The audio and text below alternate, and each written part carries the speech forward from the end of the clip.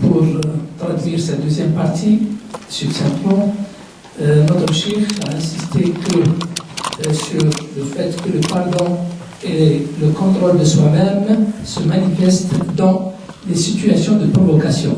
On ne peut pas montrer et on ne peut pas prouver qu'on est pardonneur ou qu'on est clément vis-à-vis des autres si on n'est pas dans des situations de provocation.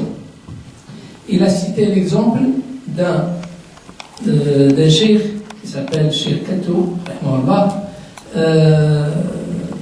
donc qui faisait donc des interventions dans la radio algérienne il y a quelques années, les années 70 et 80, et puis ce cheikh un jour il sortait dans la rue, bien sûr pour être confronté à la vie quotidienne des gens, et il demande un taxieur, et le taxieur il ne voulait pas le prendre. Il lui a dit: je m'excuse, je ne peux pas vous prendre, même si vous me donnez des millions, je ne vais pas vous prendre. Donc le cheikh, il n'a pas été vexé, mais il lui a dit: eh bien, vas-y, tu peux continuer ton chemin et que Dieu te facilite toutes choses dans ta vie. Donc, le monsieur, il est parti, et puis il est revenu vers le cheikh. Il lui a dit: montez dans mon taxi.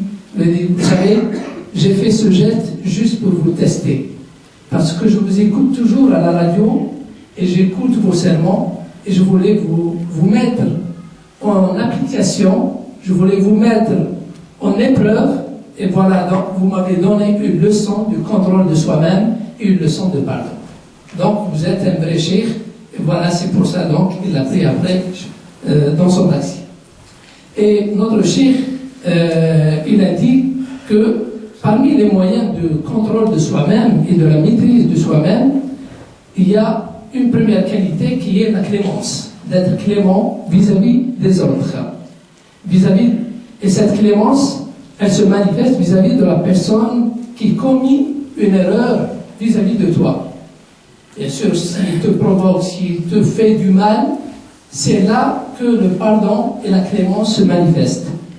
Et Allah Ta'ala a dit à son prophète que s'il n'y avait pas cette qualité de clémence en toi, tu ne pourrais pas regrouper tout ce monde autour de toi.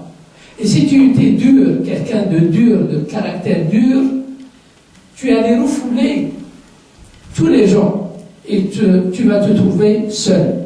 Heureusement, donc Allah Ta'ala lui a donné cette qualité de clémence, cette qualité de pardon qui a fait de lui comme la fleur qui attire les abeilles.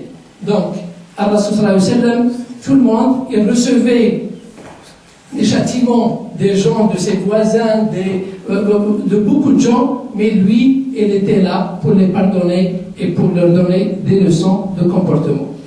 Et notre chef, il a dit: il n'y a aucun regroupement dans la vie de personnes, type association, parti politique ou autre, si ce regroupement humain il est vidé de la clémence. Un regroupement humain, il n'ira pas loin s'il n'y a pas la clémence. Donc, c'est les personnes qui constituent ce groupement humain. Et il a cité un hadith de Rasul sallallahu alayhi wa sallam que les habitants du paradis, il y a 3 catégories, 3 types. Le premier, c'est un gouverneur qui est juste et bien guidé. Le deuxième, c'est quelqu'un de clément, sensible pour toute personne, tout proche ou tout musulman, qui est sensible à la souffrance des autres, sensible au malheur des autres, sensible à toute chose qui l'entoure par rapport aux autres. Et le troisième, vous savez, c'est si quelqu'un veut m'instruire dans l'afif en français, je suis preneur, je veux bien, parce que je ne connais pas le mot al-afif. Je fais participer tout le monde. Hein? La chasteté. Avec l'iffa fi shahwat.